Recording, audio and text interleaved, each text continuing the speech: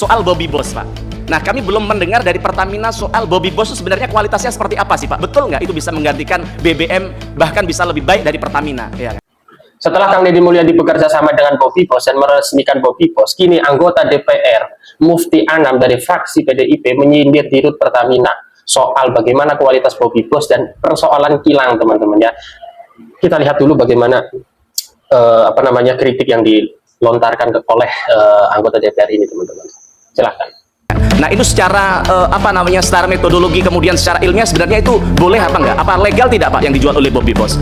Kalau ternyata betul, inovasi yang dilakukan oleh swasta ini betul dan saya lihat ternyata dia juga sudah dapat rekomendasi dari Lemigas, dari banyak sektor, artinya ya itu kemungkinan betul gitu. Nah, maka ketika ini inovasi itu betul bisa menyamai dengan kualitas BBM Pertamina. Nah, sekarang selama ini Pertamina kenapa tidak buat inovasi seperti yang dilakukan swasta? Kemudian masyarakat tadi kan Pak Akib juga sudah menyampaikan sangat menunggu roadmap energi bersih Pertamina.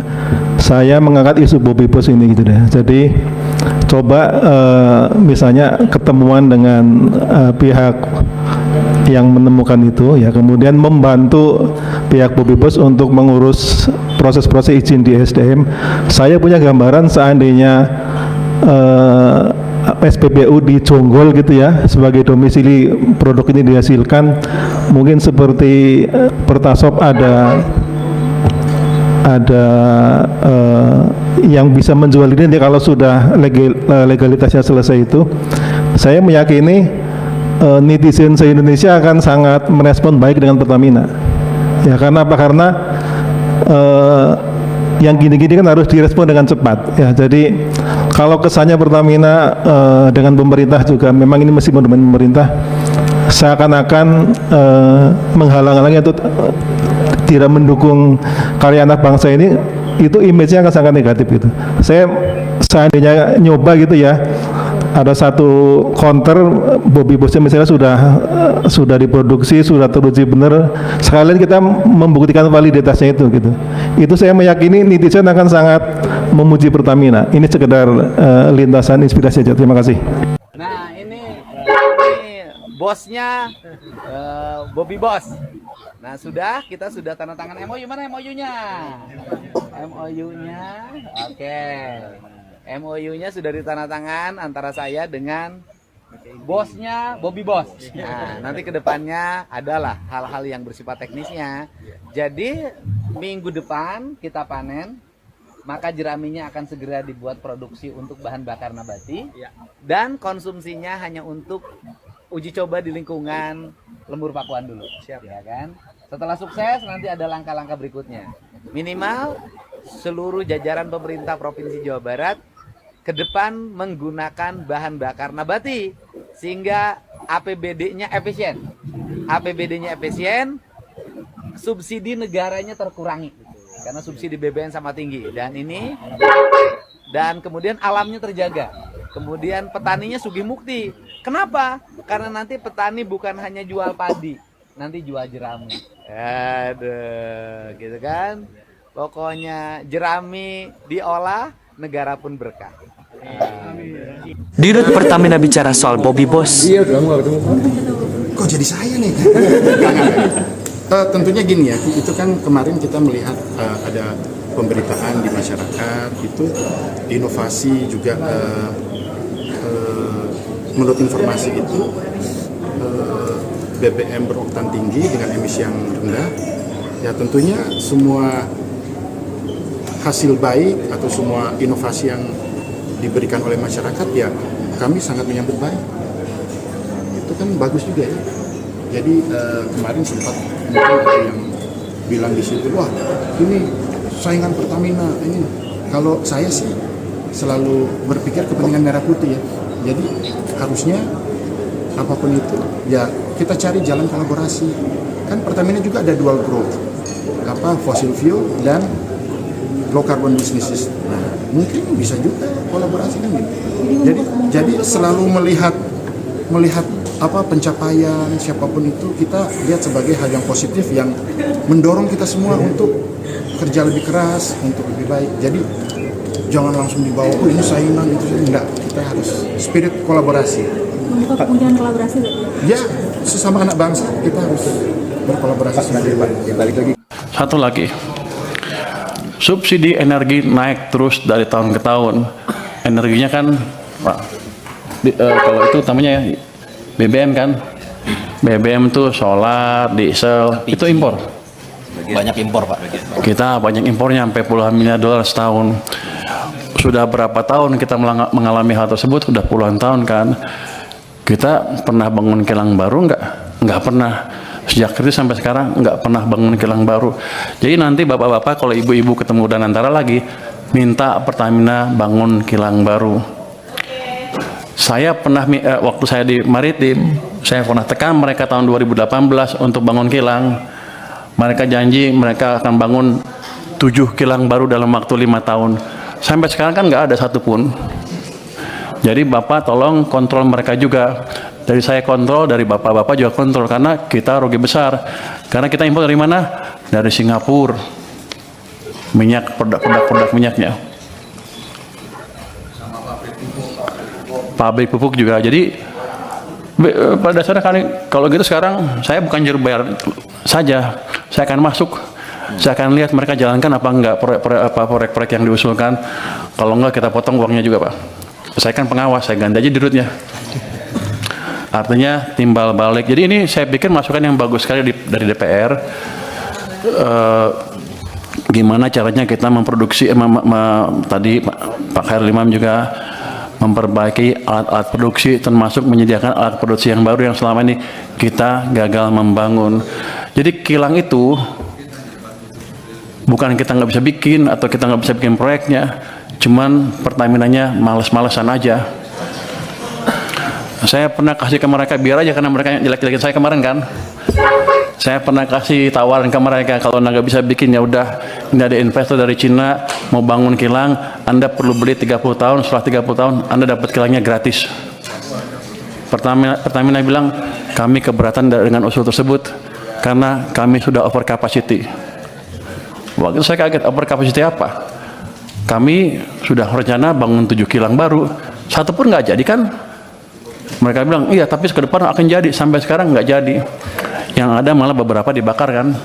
Jadi tolong dari parlemen juga mengontrol Pertamina untuk hal tersebut. Jadi kita kerjasama, tujuan kita sama sebetulnya, mengurangi subsidi dan membuat subsidi yang ada pun lebih murah dan tepat sasaran. Jadi untuk subsidi gimana nature-nya? Subsidi sebetulnya kalau bisa nggak subsidi kan.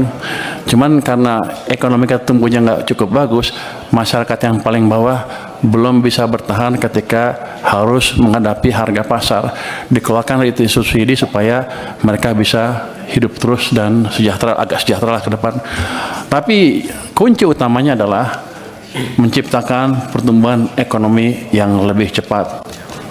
Download Tribun X sekarang. Menghadirkan lokal menjadi Indonesia. Nah, kemudian selanjutnya saya mau menagih janji soal RDMP Balikpapan. Bapak ingat betul ketika pertama kali rapat, termasuk kemarin pada bulan September, Bapak menjanjikan bahwa 10 November RDMP Balikpapan akan dibuka. Nyatanya sampai hari ini kami belum dengar tuh ada pembukaan RDMP Balikpapan. Bahkan penjelasan dari ini tadi salah satu paparan juga seperti ambigu, belum jelas itu dibuka atau tidak, ya kan. Jadi sebenarnya Bapak menepati nggak janji dibuka tanggal 10 November kemarin begitu. Nah, kalau tidak, kenapa Pak?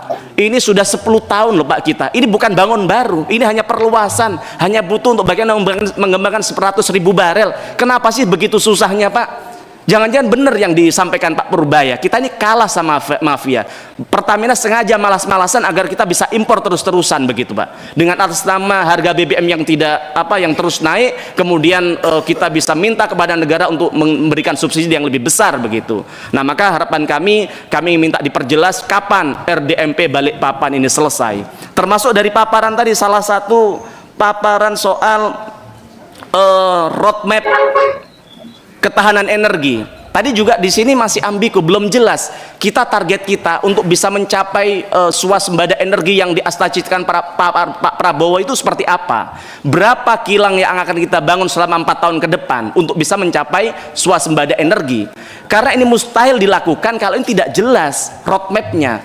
Termasuk yang katanya saat itu akan ada peningkatan dalam 4 tahun dari 504 juta barel, 560 ribu barel, kemudian akan naik 914 ribu barel di 4 tahun ke depan. Ini tahapannya seperti apa juga tidak jelaskan secara komprehensif di tempat ini. Sedangkan kita lihat bahwa RDMP Balikpapan saja yang hanya memperluas saja tidak bisa. Kita ini kalah loh Pak sama Orde Baru Pak.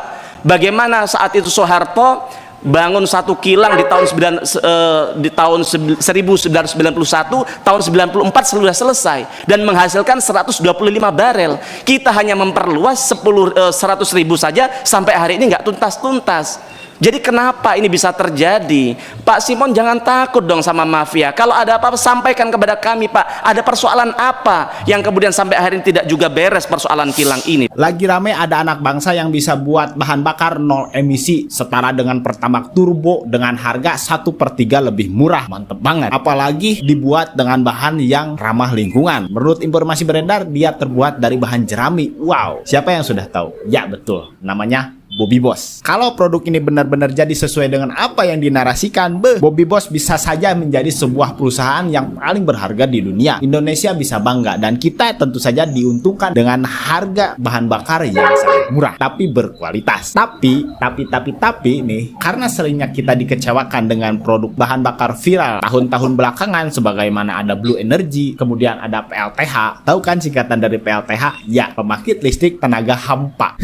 Lalu kemudian ada Nikuba yang sekarang entah kemana ya. Menurut sobat, Bobby Boss ini apakah akan sama nasibnya dengan produk-produk yang sebelumnya saya sebutkan tadi, atau bisa saja Bobby Boss ini menjadi revolusi sebuah bahan bakar yang menjadi sukses di pasaran? Coba sharing pendapatnya di kolom komentar. Menurut kami nih, Bobby Boss dengan bahan bakar nabati untuk bahan dasarnya itu lebih masuk akal karena memang ada penelitiannya di mana nabati ini sering juga dibuat bahan bakar yang biasanya disebut bioetanol. Tapi saat ini para pengembang masih belum mendapatkan sebuah efisiensi yang baik sehingga harga dari bahan bakar fosil itu masih tetap lebih terjangkau dibandingkan dengan bahan bakar nabati tersebut. Mungkin saja Bobby Boss ini memiliki efisiensi yang cukup tinggi, misalnya karena memang bahan dasarnya itu melimpah dari jerami yang ada di sekitar kita yang banyak sekali, atau mungkin ada racikan khusus yang membuat Bobby Boss ini bisa lebih efisien, ongkos lebih murah tapi mendapatkan hasil produksi yang sangat besar. Itu mungkin saja terjadi. Belum selesai sampai di sana sob, ada tantangan lain yang harus diselesaikan oleh Bobby Boss, yaitu menurut perspektif mekanik, bahan bioetanol yang ada di pasaran sekarang ini tidak cocok dengan motor produksi massal yang ada di Indonesia. Perlu penyesuaian khusus, jika tidak mungkin motor bisa mengalami berbagai kerusakan. Nah mungkin itu menjadi tantangan lainnya. Tapi gimana menurut sobat? Coba sharing pendapatnya di kolom komentar. Terima kasih.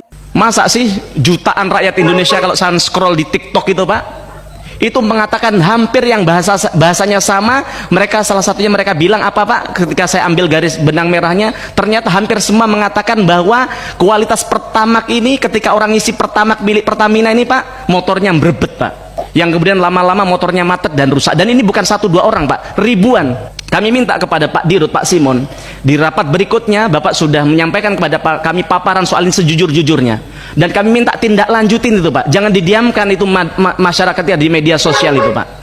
Maka harapan kami kalau memang Pertamina ini sudah tidak bisa menghadirkan BBM yang murah, tidak bisa menghadirkan BBM yang berkualitas, bubarkan saja sudah Pak, kasih Petronas sudah masuk ke bangsa kita untuk bagian menghadirkan BBM murah.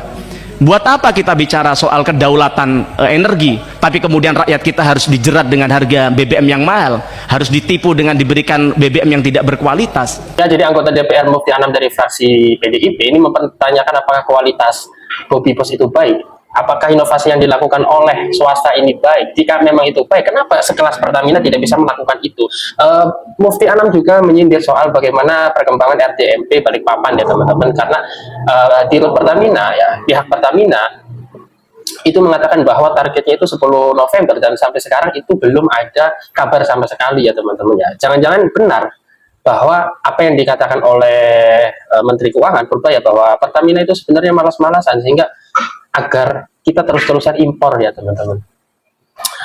Ya, jadi isu Bobby Bos ini Mufti Anam sebagai anggota DPR, sebagai anggota DPR maksud saya, yang menyoroti kasus Bobby Bos kemungkinan menggunakan isu kualitas bahan bakar dan ketidakmandirian energi yang disebabkan ketergantungan impor untuk menekan Pertamina agar mempercepat proyek kilang teman-teman. Karena ya sebagaimana berita yang seliweran, informasi yang seliweran bahwa Pertamina itu banyak mafianya. Jangan-jangan kita kalah dengan Pertamina, dengan mafia yang ada Pertamina gitu ya teman-teman. Sedangkan di sisi lain, KDM sudah meresmikan dan tanda tangan kerjasama dengan pemilik atau penemu Bobby Bos itu teman-teman. Dengan kualitas yang sangat baik, yang tidak kalah dengan Pertamina, dengan Pertamax dan Pertalite, saya yakin Bobby Bos bisa menggantikan Pertamina teman-teman ya.